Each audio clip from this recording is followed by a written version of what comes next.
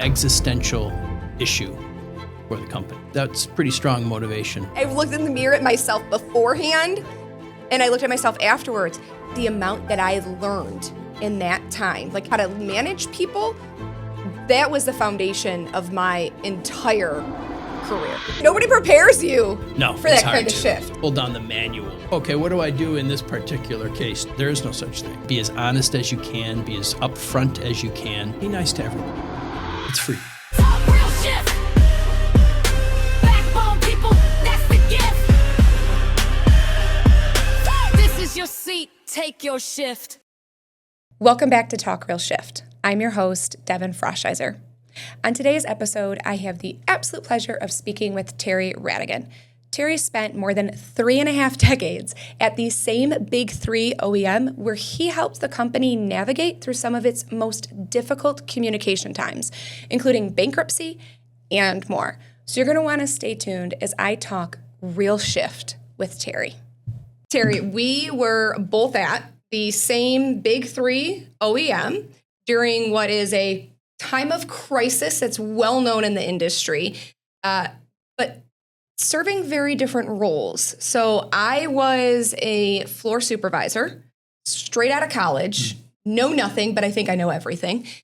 That's what we do in our young 20s, right?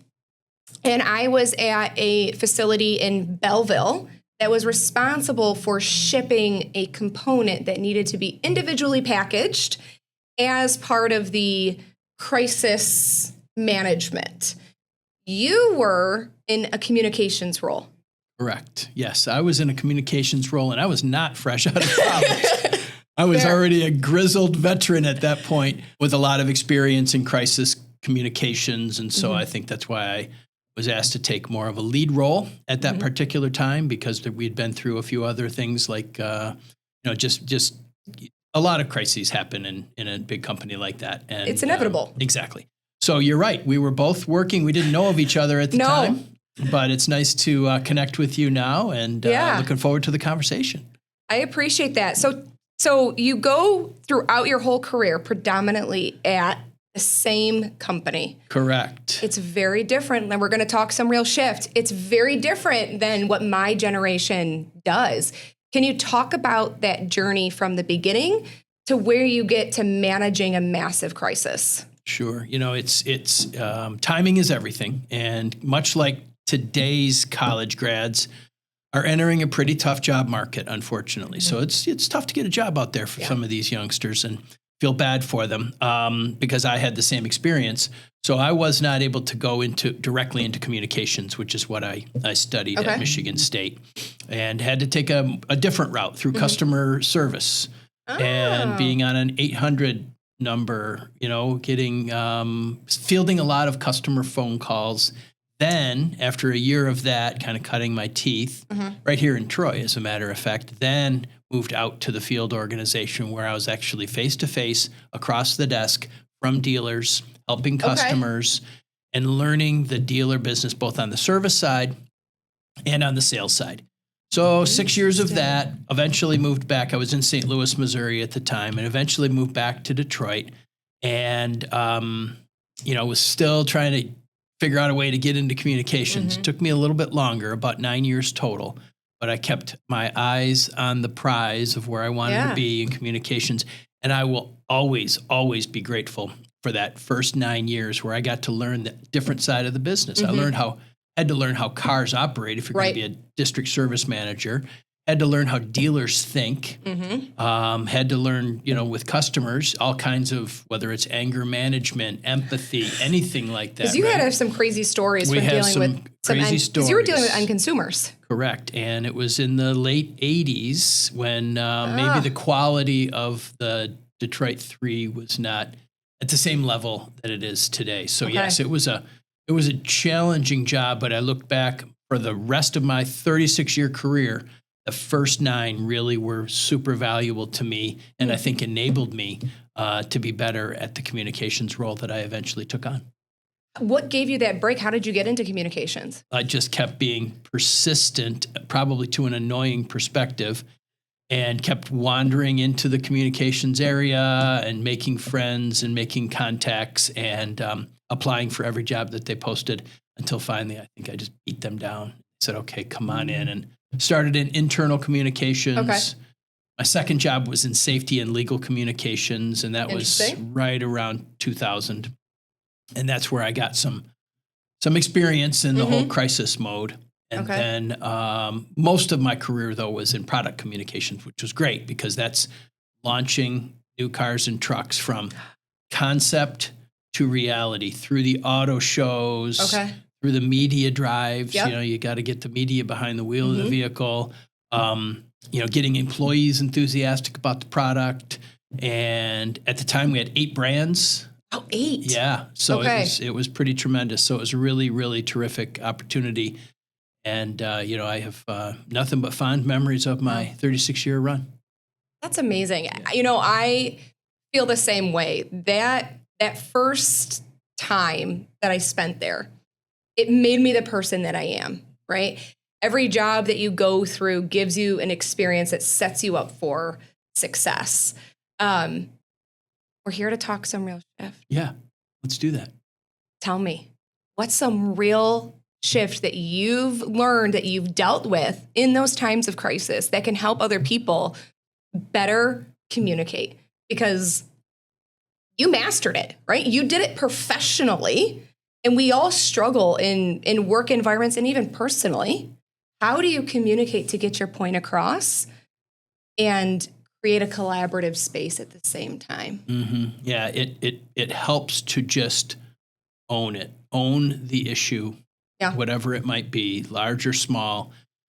You're obviously going to have your communications professional along with your legal advice. And, you know, there's a lot of people. You pull together the team, and everybody knows what the end goal is. And, and then it's just own up to it, be as honest as you can, be as upfront as you can, and tell people what you can tell them what you can as soon as you can, whether that's media, whether that's employees.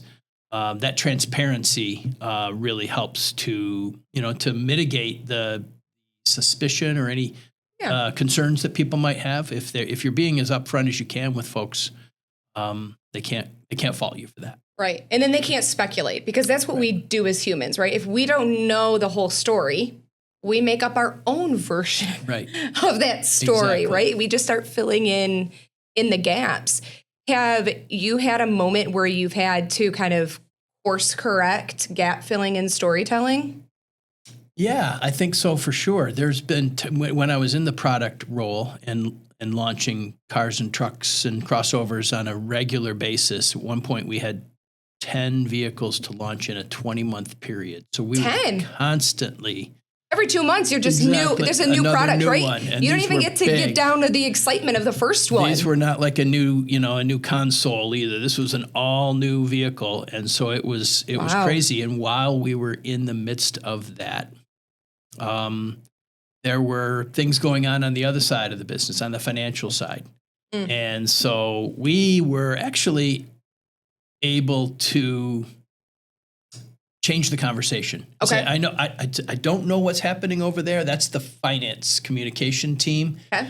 They've got a lot going on, but look at this car. This is all new, 32 miles to the gallon. This is a beautiful 5-passenger, whatever. We would just be the bridge to, can't help you with your real question, right? But I can tell you that this is what we're here to talk about. And it was a way to generate positive coverage for the company when they weren't getting a lot of positive coverage on the other side. So that was kind of cool. And it's a way to redirect to get out of that bad time, right? Because anything that there's financial going on, but these products are our answer to that issue. Right. Interesting. Right. Have you used your skills in your personal life to help navigate different conversations? I will tell you, I've got one person in particular in my life that I struggle on how do I communicate with this individual.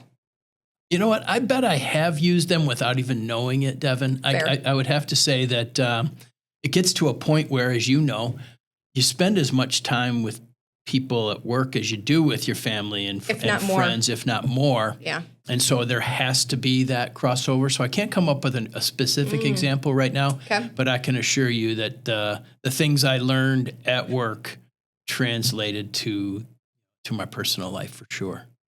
What would you say to somebody if they're struggling with that difficult conversation, right?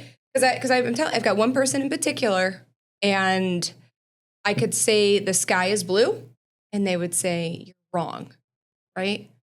How do you navigate a conversation with somebody that might not always be the most rational because it's just you? Right. Right. I think part of it is back to what I was saying about how I got my job in communications by being persistent and just keep hitting that key message. Yeah. And we say in communications, once you're tired of saying a key message, it might be getting through to the end user. So you think you've said this particular key message ad nauseum, and guess what? You haven't even broken through to your to your target audience yet. So I think that might be true as well. So despite the fact that you're insistent that the sky is blue and this person isn't seeing it that way, stay the course. Stay the course. And stay the course. Do we bring emotion into it, or do we say emotionless? It's hard to do the latter. It is. It is. It's so hard to be emotionless. But I feel like that's the key a lot of times, right? You stick to the facts. Agree. And you can't come in hot, because sometimes I want to come in hot because I'm like, the facts are the facts. Well, that's where empathy can come in. So you try and get in that person's perspective. So why do you think that person is so obstinate about and so set in his or her ways? Yeah. So let me help me to understand where you're coming from here, and maybe with delving down a little deeper, a couple more layers, maybe you can get to the bottom of why this person doesn't see it your way. Fair. I think we know the reason is that the person's just sitting right here. So I'm just always going to be the reason, but that's okay. Right. But it's like that at work sometimes. It's like that in our personal lives. Those communication gaps aren't isolated in one direction or the other. But I'm going to shift gears here a little bit. So a fair number of years, retired very happily, and now you're unbelievably involved in other organizations. Because I met you at a Detroit Economic Club event. Right. Where we got to meet the president of the Detroit Lions. Isn't that cool? Unbelievably cool. Yeah. Right? That's great. How many times can you say, like, yeah, well, I just met the president of the Detroit Lions today. Right. Like, what did you do today? Right? Like, this is what I did. But you're a volunteer on the board, correct? On the board of the Detroit Economic Club. I'm a volunteer on the board of the Automotive Hall of Fame. Very cool. I am on the Parade Company board. Okay. And I'm also the chair of the Detroit Sports Commission board. So I have 4 hats, and I'm about to wear a 5th one that's all volunteer. Okay. And then I'm a consultant, a paid consultant with the Detroit Regional Chamber. Yes. Okay. Do you sleep? Yes, I do. Really well. Okay. That's half the battle. Compared to my old days, I get so much sleep, and it's been a big step down, Devin. 23 is when I retired. So it's going on 3 years. And I sleep better. I feel better. I'm more active. I exercise more, and still feel like I'm able to be in the game and make an impact. So much was happening in Detroit right now that I didn't want to stop participating in. I felt like, I had invested a lot in the momentum that the city was having, and it felt like, well, if I get off the train now, I'm going to miss all the fun. Right. And you don't want to do that. So let's talk about that. Tell me about some of the momentum that the city is having. So 4 months after I retired was the NFL draft, where we set a record that just got broken. But we set a record. 775,000 people came downtown, and it was a game changer for our image internationally. And it was just one of the greatest weekends of my life, and it was so exciting. And that credibility that we got for that from that has made it easier for us as a sports commission to go to different sanctioning bodies, organizations, be it the NCAA or the NBA or you name the organization. We're trying to get them to bring their signature events to Detroit. We want to improve our image. Right. People think they know Detroit. They don't. You don't. I went to school, my undergrad, I went to Wayne State, and I stayed on campus. Nice. And I loved it. I loved it. But when I look at Detroit today and in 2026 versus 2009, 10, 11, 12, when I was, at university, it's not even the same. No. Right? I mean, there would be a group of us where we would walk down Woodward to go to Tigers games. And that was your path. And everybody that wasn't from Wayne State would be like, oh, aren't you afraid? Aren't you scared? And I'm like, no.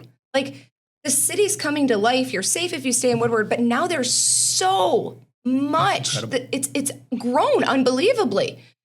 A lot of that can be attributed, I think, to especially that stretch of Woodward. Yeah. Little Caesars Arena was a game changer, of course. Yeah. You got the Mike Ilitch School of Business right next door to that. That houses, there's different companies that are housed there. Google's inside of LCA.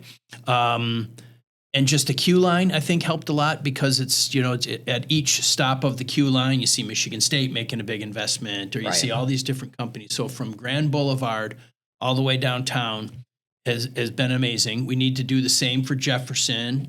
A lot is happening on Michigan Avenue because if you think about it, there are like 4 main arteries out of the city, and Michigan Avenue with everything Ford is doing with the train station, and Corktown is just the hottest neighborhood. And so I feel really good about that artery. I feel great about the Woodward artery. If we can get Jefferson and out toward Grosse Pointe, get that going a little bit more. And I feel, and Gratiot heading out toward those main arteries really, are going to help take the greatness that's happening downtown and spread it to the neighborhoods, which is what we're seeing with Midtown and Corktown. And we just have a lot of neighborhoods in our city. We have a lot of little towns. Exactly. And we need to connect. Bingo. We need to connect all the towns. Absolutely. Yeah. Wow. It's great. I just love it. I love the momentum. It does help that all of our sports teams are trending right now. The Red Wings were just so close to making the playoffs, but we have Lions and the Tigers and the Pistons, and we've got a Final Four coming in like 11 months. So that's going to help. We're really focusing on women's sports now. We've got a Big Ten women's tournament coming in 28. We've got another regional final for the men in 28. And we're actively pitching the city to anyone who will listen, because we want people to come in to experience our great, our food is amazing now. The restaurants in our town, we've got way more hotels. Good example of how far we've come. And you just said it. You were in school in 2009 when Michigan State made the Final Four. Detroit hosted a Final Four in 2009. Okay, the financial crisis was happening all around us. Yes, it was not a pretty time in our industry or in our city. And but we still pulled it off. We had a great Final Four, and having MSU there helped. People that went to that Final Four, came into town and went to that Final Four in 2009, when they come back again in 2027, they're not going to recognize the place. No way. It is just, it's a metamorphosis. Yeah. And that'll be really exciting to see. And so, the sports commission is, it's even if it's not overtaxing for me because I'm a volunteer, but even if it was, I would gladly do it because it's just a very rewarding, very fun piece of business. And I was happy that they asked me to chair the committee, and that happened before I retired. Okay. But then after I retired, they said, "Hey, if you're willing to, can you stay on?" So that's been great. That's amazing.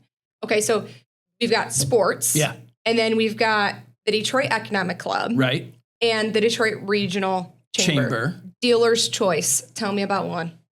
I'll tell you, because you were there, I'll tell you about the Detroit Economic Club first. And we've got a board meeting tomorrow. But we are so lucky you got a chance, I think, to hear from Steve Gregorian, who's the president and CEO. He's phenomenal. He is unbelievable. Just a good person, which is, I think people say it's hard to find good people. Right. But I have found as I get more and more involved in the community with organizations like the DEC, good people aren't that hard to find. He's the best. You're right about that. And But he really is, and he cares. And he knows that, I love the part where you heard it.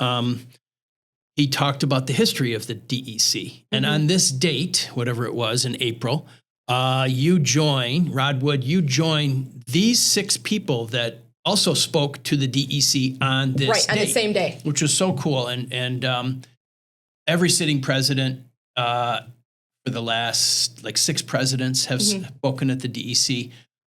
It is in the very top tier of economic clubs in the country as a platform for people to come who have big news to share. Right. And that's why presidents and vice presidents call Steve. He's also actively pitching.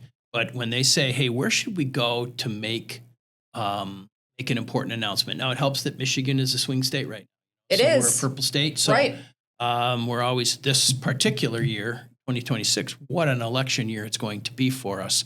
So I think the DEC, we're lucky to have Steve. We're lucky that he recognizes the importance of this platform to the country. And he is passionate about making certain that it's passed on to the next leader at some point in better shape than Steve found it. And I hope Steve stays for a long time. Listen, I do too. Somebody the other day asked me, what do you want to be when you grow up? And I hate when people ask me that question because I'm like, I don't know. I don't know what I want to be when I grow up. My candid response is something that a candidate once told me when I was interviewing them, and their response is happy. I was that's what I want to be when I grow up. That's a great answer. Isn't it? I steal it to this day. I want to be happy. But they're like, okay, yeah, cool. We all do, right? But what do you want to actually do? And and I was like, I have no clue what I want to be when I grow up. Like, I'm happy doing what I'm doing right now. Right. But then later, when I was reflecting on it, and they were like, just, bucket list career jobs that you want to do. And I'm like, oh my goodness, you know what I want to do? I want to do and have the conversation that Steve is having. Yes. So Steve, one day I'm going to come for you, not for a very, very long time because I'm nowhere near qualified to do what he does. But it makes a difference in people's lives. And it's connecting, particularly because Michigan is founded in automotive manufacturing, right? It's the core of what we are. We are the top automotive manufacturer in the country still. We're a top manufacturing state in the country. But it is it's the networking wheelhouse where people do go and they lean on him, whether that's for policy or sharing news and getting information, new products, new rollouts out to the community. So it's an amazing place. And leadership development. So he's got one thing called the Career Readiness Academy that the DEC supports. And then the Young Leaders Group is 1,000 or 1,500 people strong. And it's fun. I went to my first event. You did? Okay, good. Yes, with Debbie Dingle. And I had the honor, I tell this story, I had the honor of handing her a letter. And I wasn't emotionally prepared to have the conversation with her. Yeah. But you were part of the GM Foundation. Yes. Debbie was part of that foundation. She hired me. See, there you go. Small world. It is. So I am a first college graduate in my family from a four-year university. So my brother went and got an associate's. My dad was at a trade school. But in my family, I'm the first person that attended a four-year university. That's amazing. Let alone graduated. Congratulations. Thank you. Love that. But I share that to say that it wasn't a choice of are you going to college? It was just where. Right. And my parents were very open. We can't afford to pay for you to go. You've got to figure it out. And I worked with my counselors at the school. Every week I'd go in and she'd hand me a folder of new scholarships to apply for. One of those was the GM Foundation scholarship. Awesome. And I can remember, it's a sunny day and I'm standing outside the mailbox because I wouldn't even wait till I got in the house, right? You open up that mail because it's either an acceptance letter to a university or it's a scholarship, and her name was on the bottom of it.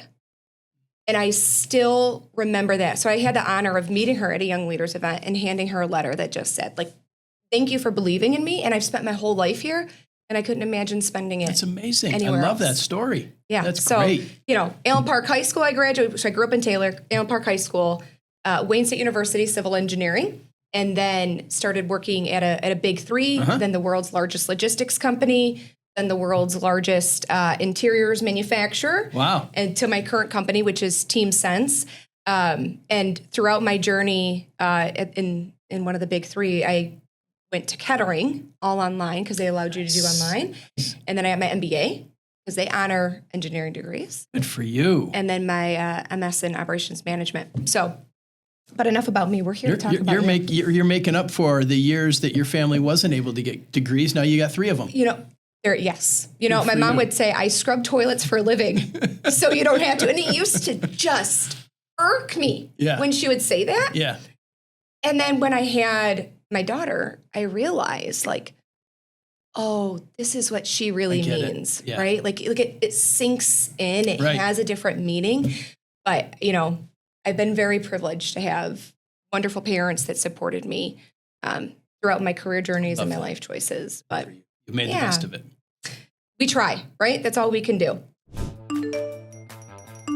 The call-off process is broken. Say goodbye to inconsistent communication. Absenteeism, no call, no shows. Say hello to TeamSense, the only text-first and fully automated attendance reporting system. Reduce absenteeism by up to 40%.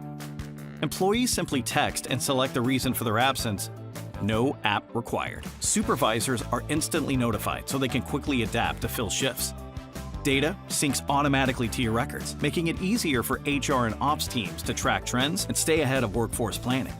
And when you need to get the word out, everyone will see it. Reach 100% of your employees for the first time ever. TeamSense also syncs automatically with your tech stack so that you can easily manage everything in one place. We're trusted by leading companies who have seen up to 50% reduction in no-call, no-shows. Discover how you can transform your absence reporting and employee communication today. TeamSense. Call-offs made simple. So you talked about Michigan being important for the automotive industry, really the epicenter. It is. But at the chamber, I have part of my role there is to help Mich Auto. So Mich Auto is a sub brand at the chamber, and it is really solely for promoting and retaining the automotive industry in Michigan. We are so lucky. The number of suppliers that are headquartered here, unbelievable. The number of OEM facilities that are here, be it the Detroit 3 plus Nissan and Toyota, you name it, they're all here. So we're very fortunate, but we feel like we need to not rest on that and not assume that that's just a birthright that's always going to be the case. We have to fight. There are places like Tennessee and Georgia and Mississippi, where a lot of the transplants have built up a big footprint, that would be happy to take that mantle from Michigan. Right, and they can't take our crown. If we take our eye off the ball. So that's what we're trying to do. So right now, actually, we're going around, because this is such a pivotal year in our state. New governor, new lieutenant governor, new secretary of state, new attorney general. We already have a new mayor in Detroit, a new senator to replace Gary Peters. So there is a lot going on, and we have to make certain that people understand unequivocally the importance of our industry at a time when it's really at a crossroads, of course, with the EV. It's hard. Exactly. It's really hard, but it's worth fighting. So that's what Mich Auto does, and I spend a fair amount of my time doing that. We just had Capitol Day at the Michigan Capitol, where we just again wanted to reinforce why we're here and the advocacy for the industry. It's great when something like the tariffs happened, on Liberation Day about a year ago, where all of a sudden this tariff hit the auto industry harder. It hit the state of Michigan harder than it hit any other state. Yeah. And our Glenn Stevens is the executive director of Mich Auto, and I think he did 115 interviews in a 2-week period, because he could speak with one voice as a spokesman for OEMs, suppliers, the state of Michigan, and just say this is not good, and we need to do something about it. Then when there was controversy earlier this year about the opening of the Gordie Howe Bridge, there was Glenn again doing a bunch of interviews saying, no, we need that bridge. We do. It's the busiest crossing between U.S. and Canada. Detroit, Michigan is, and there's a reason we built the bridge. Right. And so we're lucky to have Glenn and we're lucky to have Mich Auto watching our back to make sure we don't lose what we have. What would you say to people that are in high school, they're in college, they're debating? I get told, why would I go into the auto industry? Right? People think I was crazy. They're like, it's the most unpredictable or what have you. What do you say to that skepticism? I would say that going into a big company like I was able to do, 36 years, I probably had 15 different jobs during that time. Okay. And each one felt like I was going to a new company because it's totally new vernacular. It's totally new, business acumen that you need to run it.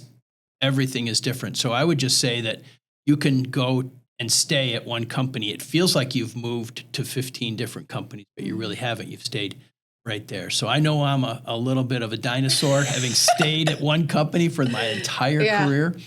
But there's something to be said for that. And if you just go and stay for a short time and use it as a springboard to go somewhere else, there's nothing quite like the auto industry.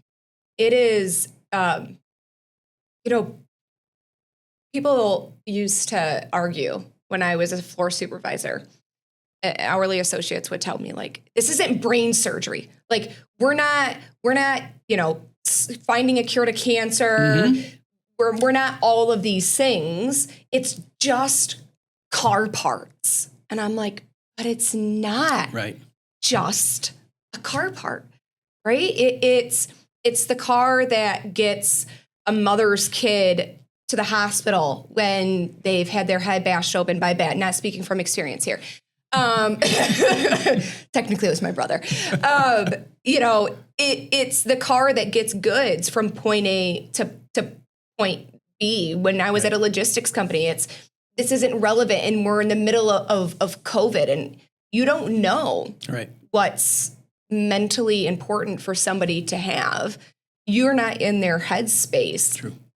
But all of that relies on the automotive industry. Every product has got to get from point A to point B. Everything that you use is being manufactured by somebody and shipped by somebody.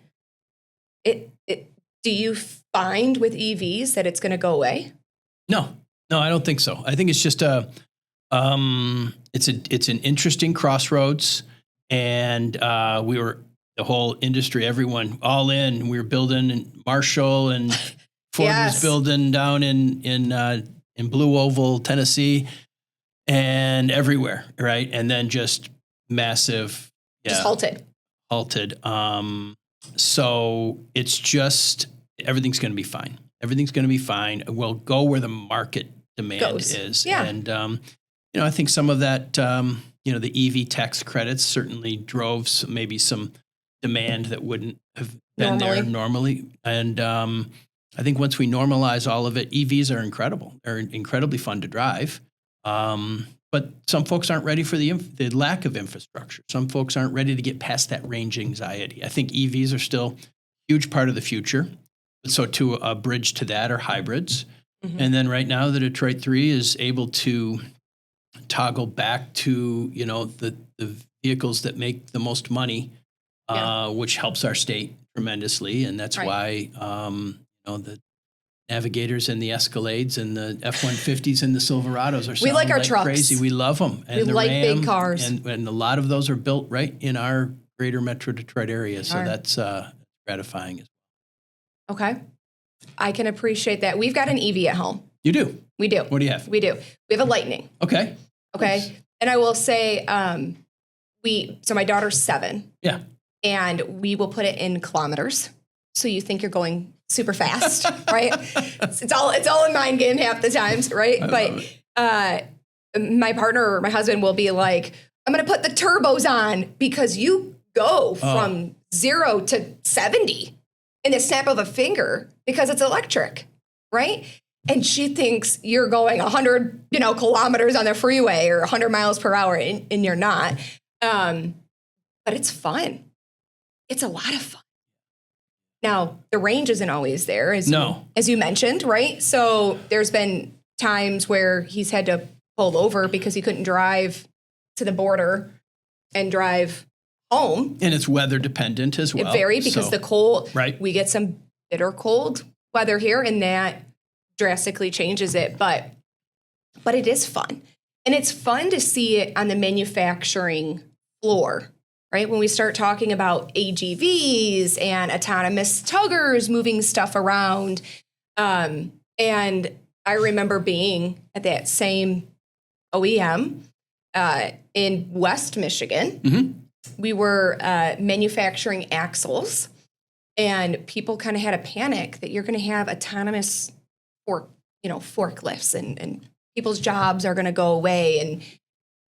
And I didn't see that anybody's job went away. What we were able to do is we were able to put racks closer together because your turning radius is tighter, right? You're able to get more in there, but you redirected people's jobs to other things, right? Managing your inventory. So your counts were better. It was just, you just shifted the work. Given your organizations, are you seeing any kind of other manufacturing fears that aren't really validated? No, I don't see any fears. I'm so proud of this region, this industry, this state that can take, whatever's dealt them. Okay. Yeah. So first it was going to be, we got to go all EV. And then, and so that's what we did. Yep. Across the board, everyone was doing it. Ford did one way with the F-150 Lightning that you have. And that was more of a retrofit of the existing F-150. General Motors decided to bring the Silverado EV ground up, brand new. Took longer, different approaches, but in the end, both were commercially successful entries. And then the world changed with a new administration, and it changed a lot. Yes. And the way that these companies and all of the thousands of suppliers that support them were able to pivot. And now that plant that General Motors has in Orion Assembly, was going to be all electric vehicles. And nope. Now it's going to be Escalades, gas. I think it'd be Escalade. Yeah, exactly. Internal combustion, all. Okay. So that sounds easy. It's not. That's not easy. No. That's a lot of work to turn over. And there's so many smart people in our industry and in our state. So, brilliant is a better way to put it. Yeah. I got a chance to be at the table because wherever you're working, if you're working like to support manufacturing communications or supplier communications and purchasing and supply chain, the best leaders always invite their communications person to their staff meeting, and that almost always happens. That they do. You know what? Because I've experienced times in a previous life in procurement where that didn't always happen. And one of my good friends is actually in communications. Okay. And she would gripe so hard because she would be like, I can help you navigate the conversation. Exactly. Just let me know, because if I don't know, I can't help be your risk mitigation to the rest of the world. That's exactly right. So I apologize. Continue. Not at all. No, please. I was just going to say, too, that bring me in so I understand your business. And that's what I would encourage all of my team to do, is really hang on every word. Don't be on your phone. Don't be, distracted at all, because these are super smart people and they're going to throw a lot and you're not going to understand all of it. And there's acronyms and all that, take notes and go Google it later. But learn their business so you can be a better communications counselor to them when stuff hits the fan, the shift hits the fan. When shift hits the fan, because it does. It does. So whether it was, and to learn from great leaders like Gerald Johnson in manufacturing, or Steve Kiefer, who was running purchasing and supply chain, and different folks like that. It's just it's a gift, but then it pays dividends for the organization too when something happens, and the communications people can really serve as counselors.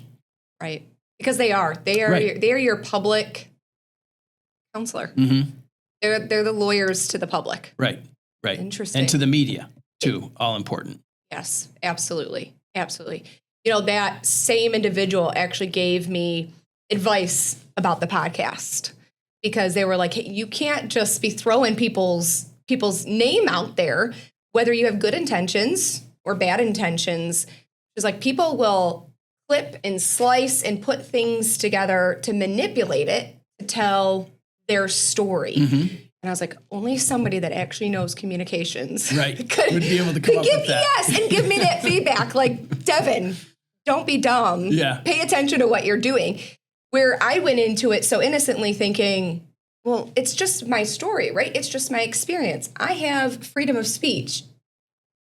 Yes. Right. But also, you want to make sure that people feel welcomed all the time. So it's definitely changed my mindset in that regard. Okay, so we've mentioned shift hits the fan. Yes.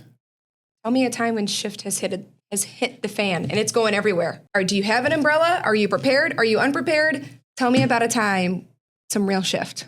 Well, I would say that, you previously mentioned a particular crisis that we both worked on.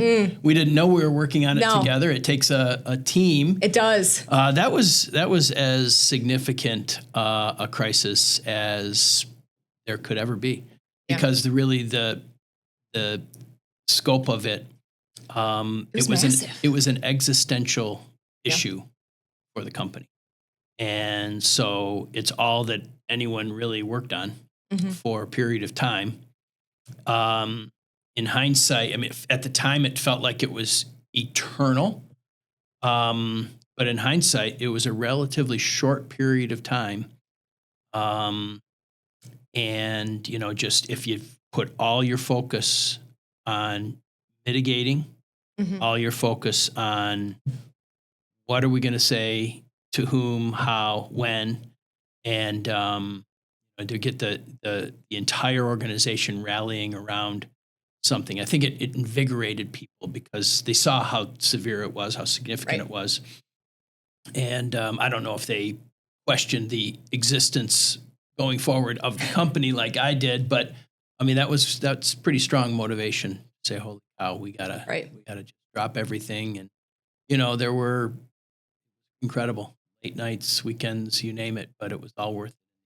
How long were you in that crisis mode? So before you answer that, I'm going to share the crisis that what I was experiencing on the warehousing side. Yeah. We got an exemption from the union to actually mandatory all Saturdays for an extended period of time. And my hourly team was working 12 hours, Monday through Friday. We offered up to 12 on Saturday. And then we were optional 10 hours on Sunday. I think in 7 months, including holidays, I had 5 days off. I like the amount that I aged, where I looked in the mirror at myself beforehand, and I looked at myself afterwards. But the amount that I learned in that time, like how to actually rally a team, like you said, how to manage people, that was the foundation of my entire career. I wouldn't give up that year, 2 years as a supervisor for anything. And at one point, one of my counterpart had to go out for medical. Another counterpart was separated with for making some ethical choices. Okay. And then same happened to my manager. So, I'm 22, 23 years old, and I am the highest ranking individual running a group of upwards of like 60 people. And then having the negative side of that, of these were predominantly temps that were mass hired on, knew what they were brought on for. But as the world went back to normal, having to walk them out the door. Yeah. Like, to experience that much was unbelievable, but it felt like forever. Forever. It like, I'm like, this is it. Like, I'm going to die in this plant. What did it feel like for you? Yeah, it was similar for about 4 months. Okay. And unfortunately for me, my sons at the time were, 15 and 12 or something. So they were with their mom, and that was fine. I didn't see much of my family, which was fine. But so I didn't have to worry about that. And so the 4 months of really intense, like, oh my gosh, I haven't taken a day off in I don't know how long. And then after that, it was still very busy. Yep. Probably for the rest of that calendar year. So let's say maybe 10 months total before we get back to normal and just like, okay, now that's largely behind us and let's go and let's get back to launching cars, trucks, and crossovers. But yeah, no doubt about it. That was a defining moment for the company and certainly. And the no shift moment. That for sure. That is so Nobody true. prepares you for that kind of shift. You can't until you're in it. You can't just go to the shelf on it, pull down the manual for, okay, what do I do in this particular case? Turn to third tab. Nothing. There is no such thing. There's nothing. There's nothing from the communication to the supply chain to the logistics. I mean, we reconfigured the inside of the warehouse to, a portion of it so that we could individually package per DOT regulation this one component because it had to be separately packaged. But it was unbelievable how quickly people just moved. And you were 22. Yeah, I think you're 22 when you graduate, right? So I was 22, 23 years old. Oh my gosh. What responsibility, what unbelievable experience you gained. A ton of experience. Hindsight, not the greatest thing for my ego because you feel like you know everything. Yeah.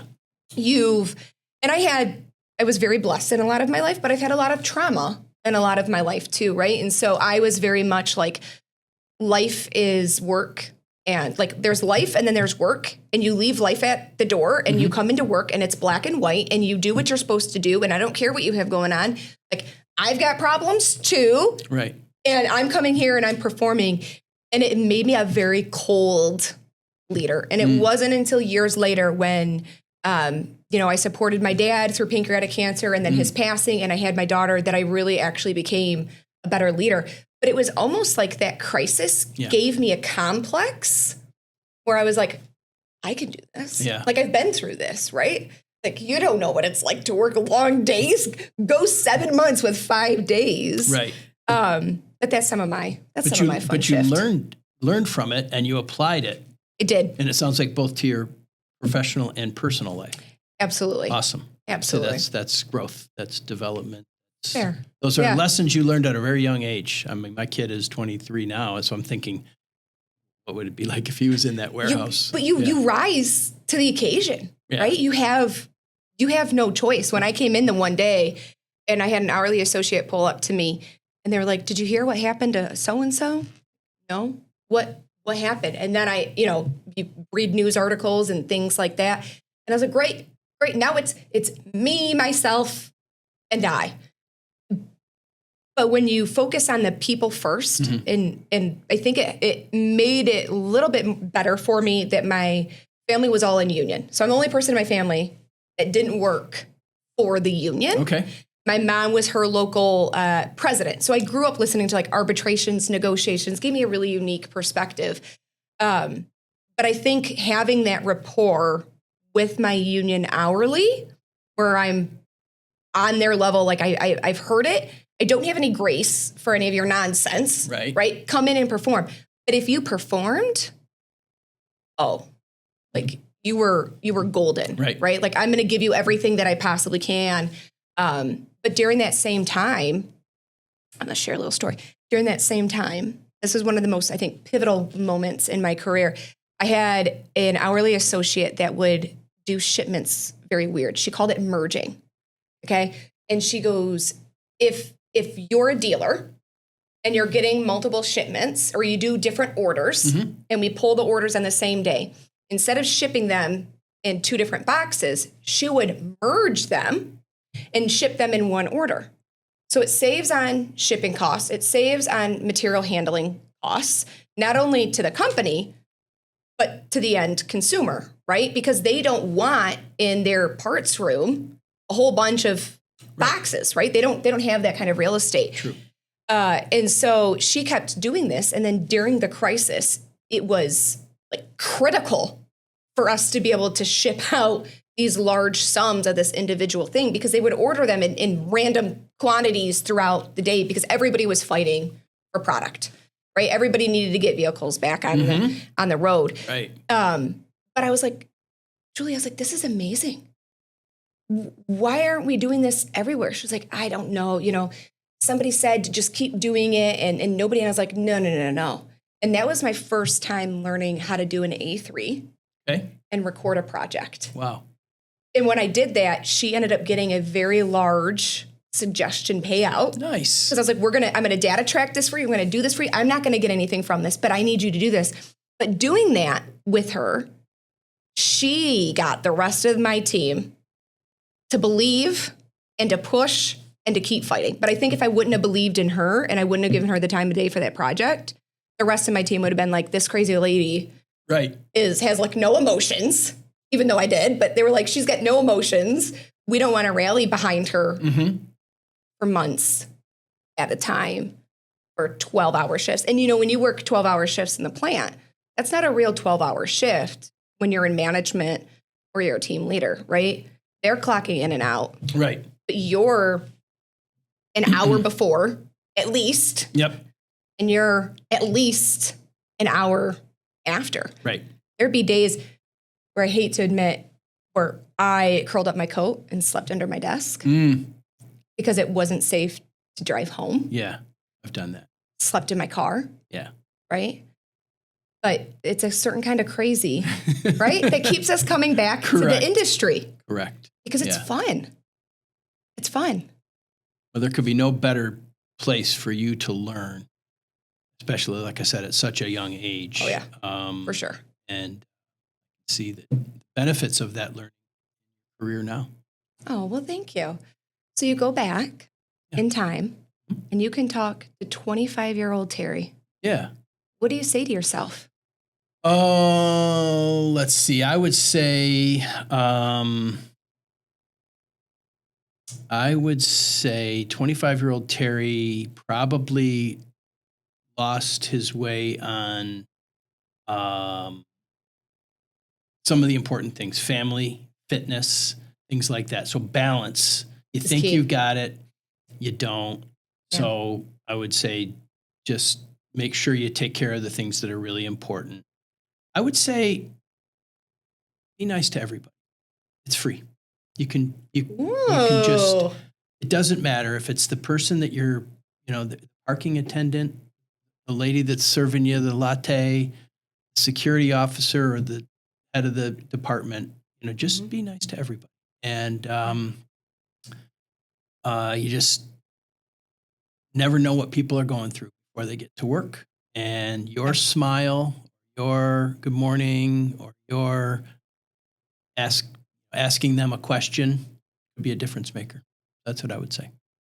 I like that. It shared with you my mom's saying, like, I clean toilets for a living, so you don't have to. Mm-hmm. One of the things my mom once said to me about, walking around with a smile on your face, not my typical like RBF that I just resort to that. It's my thinking face, right? And she would say, Devin, like, everybody serves a purpose.